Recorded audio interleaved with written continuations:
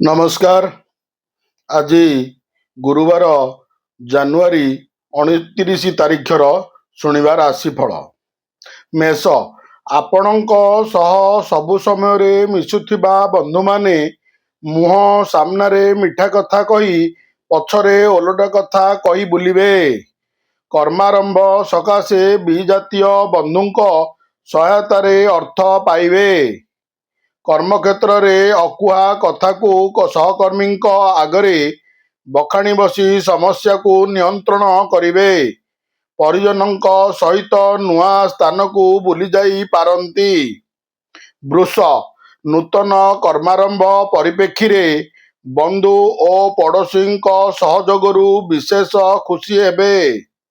ଆଜିର ଯାତ୍ରା ବାଣିଜ୍ୟ ଗମନାଗମନ କ୍ଷେତ୍ରରେ ଅସୁବିଧା ହେବ ନାହିଁ। ପାରିବାରିକ କ୍ଷେତ୍ରରେ ଛୋଟ ଛୋଟ କଥାରେ କଳହରୁ ଦୂରେଇ ରହିବା ଭଲ ହେବ। ମାନସିକ ସ୍ତରରେ ଅଶାନ୍ତଗ୍ରସ୍ତ ହୋଇ ବନ୍ଧୁ ସମ୍ପର୍କକୁ କ୍ଷୁଣ୍ଣ କରିପାରନ୍ତି। ମିଥୁନ, ଗୁରୁତ୍ୱପୂର୍ଣ୍ଣ କାର୍ଯ୍ୟ ସାଧନ ସକାଶେ ପ୍ରତିବନ୍ଧକର ସାମ୍ନା କରିବେ। କର୍ମକ୍ଷେତ୍ରର ବିଫଳତା ଖୋଜିବାକୁ ଯାଇ ଅନ୍ୟମାନଙ୍କୁ ସନ୍ଦେହ ଚକ୍ଷୁରେ ଦେଖିପାରନ୍ତି। ଧାତୁ ଅଳଙ୍କାର, ଔଷଧପତ୍ର ଓ ସୌଖିନୀ ଦ୍ରବ୍ୟ କ୍ରୟ ସକାଶେ ମନ ବଳାଇବେ। ଦୂର ସମ୍ପର୍କୀୟଙ୍କ ସାହାଯ୍ୟରୁ ଜମିଜମା, ଯାନବାହନ, ଲେଖାପଢ଼ା କ୍ଷେତ୍ରରୁ ଉପକୃତ ହେବେ। କର୍କଟ, କର୍ମକ୍ଷେତ୍ରରେ ପ୍ରତୀକ୍ଷିତ ଖବର ପାଇ ଭାବବିହ୍ୱଳ ହୋଇପାରନ୍ତି। ବନ୍ଧୁଙ୍କ ପ୍ରଶଂସା ସହ ଅର୍ଥ, ସମ୍ମାନ, କାର୍ଯ୍ୟସିଦ୍ଧି ମନୋବଳକୁ ଦ୍ୱିଗୁଣିତ କରିବ। ଆଜିର ବାଣିଜ୍ୟ ବନ୍ଧୁ ସମ୍ପର୍କ ସ୍ଥାପନ ସହିତ ସାହିତ୍ୟ, ସଂସ୍କୃତି, କାରିଗରୀ କାମରେ ଉତ୍ସାହିତ ହେବେ। ଯାନବାହନ କିମ୍ବା କୌଣସି ଯାନ୍ତ୍ରିକ ଜିନିଷ କ୍ରୟ କରିବାକୁ ମନ ବଳାଇବେ।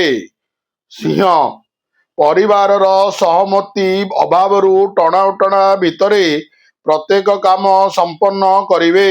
କର୍ମକ୍ଷେତ୍ରରେ କୌଣସି ଅସୁବିଧା ନହେଲେ ମଧ୍ୟ ସନ୍ତୋଷଜନକ ସ୍ଥିତି ଆସିବ ନାହିଁ। ପ୍ରତିକୂଳ ପରିସ୍ଥିତିରେ ମଧ୍ୟ ନିଜକୁ ନିୟନ୍ତ୍ରଣରେ ରଖିବାରେ ସମର୍ଥ ହେବେ। ଭଲ ସମ୍ପର୍କ ରହିଥିବା ପ୍ରିୟ ବନ୍ଧୁଙ୍କ ସ୍ୱାସ୍ଥ୍ୟ ସମସ୍ୟା ଯୋଗୁଁ ବ୍ୟସ୍ତବିବ୍ରତ ହୋଇପାରନ୍ତି। କନ୍ୟା, ଉପରିସ୍ଥଙ୍କ ବ୍ୟକ୍ତିଗତ ଆକ୍ରୋଶ କାରଣରୁ ଆପଣଙ୍କ ସପକ୍ଷରେ ଯାଉଥିବା ନିଷ୍ପତ୍ତି ବଦଳି ଯାଇପାରେ। ବନ୍ଧୁଙ୍କର ପକ୍ଷପାତିତା କାମକୁ ଅପସନ୍ଦ କଲେ ମଧ୍ୟ କିଛି କରିପାରିବେ ନାହିଁ। ଗୃହ ନିର୍ମାଣ, ପରିବହନ କ୍ଷେତ୍ରରେ ସମସ୍ୟାର ସମ୍ମୁଖୀନ ହେବେ। ଅବଶ୍ୟ ସାହିତ୍ୟ, କଳା ଓ ରଚନାତ୍ମକ କାମ ଯୋଗୁଁ ସାମାଜିକ ସ୍ତରରେ ଉଚ୍ଚ ପ୍ରଶଂସା ପାଇବେ।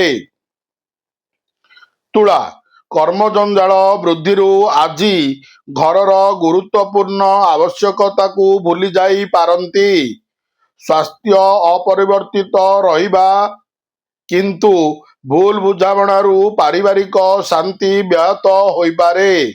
ଅନ୍ୟମାନେ ଖାଲରେ ପକାଇବାକୁ ଚେଷ୍ଟା କଲେ ମଧ୍ୟ ସଫଳ ହେବେ ନାହିଁ। ସନ୍ତାନ ହେତୁକ କେତେକ ସମସ୍ୟା ମନକୁ ବିବ୍ରତ କରିବା ସୂଚନା ରହିଛି। ବିଛା, ସବୁ କିଛି ଭଲ ଥିଲେ ମଧ୍ୟ ପଡ଼ୋଶୀଙ୍କ ଶତ୍ରୁତା ଏବଂ କ୍ରନିକ୍ ରୋଗ ପୀଡ଼ା ଜନିତ ବ୍ୟସ୍ତତା ଅନୁଭବ କରିବେ। ଯେତେ ଚେଷ୍ଟା କଲେ ମଧ୍ୟ ନିର୍ଦ୍ଦିଷ୍ଟ ସମୟ ଅଭିଳାଷ ପୂରଣ ହେବାରୁ ଅସନ୍ତୁଷ୍ଟ ରହିପାରନ୍ତି। ଅସାବଧାନତାରୁ ଧନହାନି ଘଟିପାରେ। ଅନୁରାଧା ନକ୍ଷତ୍ର, ସାହିତ୍ୟ ଓ ସଙ୍ଗୀତ ବକ୍ତୃତା କ୍ଷେତ୍ରରେ ସୁନାମ ଅର୍ଜନ କରିବେ। ଧନୁ, ପାରିବାରିକ ପ୍ରତିରୋଧ କାମକୁ ବିଶୃଙ୍ଖଳିତ କରିବାର ଆଶଙ୍କା ଗୁରୁତ୍ୱପୂର୍ଣ୍ଣ ରହିଛି। ବ୍ୟବସାୟ ଓ ପରିବହନ କ୍ଷେତ୍ରରେ ସମସ୍ୟା ସମାଧାନ କରି ଆଶ୍ୱସ୍ତି ଲାଭ କରିବେ। ଆନୁଷ୍ଠାନିକ କାମରେ ଗଠନମୂଳକ ପ୍ରସ୍ତାବ ଦେଇ କର୍ମକ୍ଷେତ୍ରରେ ପ୍ରଶଂସିତ ହେବେ। ଅସମୟରେ ଖାଦ୍ୟପେୟର ଅନିୟମିତତା ସ୍ୱାସ୍ଥ୍ୟହାନିର କାରଣ ହୋଇପାରେ। ମକର, ଭୁଲ ବୁଝାମଣାରୁ ପାରିବାରିକ କ୍ଷେତ୍ରରେ ବ୍ୟତିକ୍ରମ ଦେଖାଦେବ। ଅନ୍ୟମାନଙ୍କ ସହଯୋଗ ଅଭାବରୁ ଚେଷ୍ଟା କରୁଥିବା କାମ ଅଟକି ଯାଇପାରେ। ପରିବହନ, ନିର୍ମାଣ, ପ୍ରକାଶନ ଓ ପ୍ରଶାସନିକ କ୍ଷେତ୍ରରେ ଶିକ୍ଷାରେ ସଫଳତା ଲାଭ କରିପାରନ୍ତି। ଅତୀତ ଘଟଣା ମନକୁ ବାରମ୍ବାର ଆଲୋଡ଼ିତ କରି ମାନସିକ ଅସ୍ଥିରତା ସୃଷ୍ଟି କରିପାରେ। କୁମ୍ଭ, ଆଜି ପୁରାତନ ରୋଗର ପ୍ରାଦୁର୍ଭାବ କାର୍ଯ୍ୟ ହାସଲ ପାଇଁ ପ୍ରତିବନ୍ଧକ ସାଜିପାରେ। ବନ୍ଧୁଙ୍କ ଆଚରଣ ସନ୍ଦେହ ସୃଷ୍ଟି କଲେ ମଧ୍ୟ ନୀରବ ରହିବାକୁ ବାଧ୍ୟ ହେବେ। ଗୃହ ନିର୍ମାଣ, ଯାନ୍ତ୍ରିକ ଜିନିଷ କ୍ରୟ କିମ୍ବା ଜମିଜମା କ୍ରୟ ବିକ୍ରୟ ନେଇ ଆଲୋଚନା କରିପାରନ୍ତି। ବିବାଦୀୟ କ୍ଷେତ୍ରରେ ବେଶୀ ସମୟ ରହିବା ସମସ୍ୟାର କାରଣ ହୋଇପାରେ। ମୀନ, ବନ୍ଧୁଙ୍କ ସହୃଦୟତା ଅଭାବ ରହିଥିଲେ ମଧ୍ୟ ଆବଶ୍ୟକତା ଅପୂର୍ଣ୍ଣ ରହିବ ନାହିଁ। ଶିଳ୍ପ, ବାଣିଜ୍ୟ ଓ ପରିବହନ କ୍ଷେତ୍ରରେ ଆଶାଜନକ ଫଳ ପାଇବେ। ପଡ଼ୋଶୀଙ୍କ ସହାୟତାରେ ଦୀର୍ଘଦିନରୁ ଭାଙ୍ଗି ପଡ଼ିଥିବା ସମ୍ପର୍କ ପୁଣି ଯୋଡ଼ି ହୋଇଯିବ। କର୍ମକ୍ଷେତ୍ରରେ ପର କଥାରେ ପଡ଼ି ଭୁଲ ମାର୍ଗର ଅନୁସରଣ କରି ଅନୁତପ୍ତ ହୋଇପାରନ୍ତି। ନମସ୍କାର। ଜୟ ଜଗନ୍ନାଥ।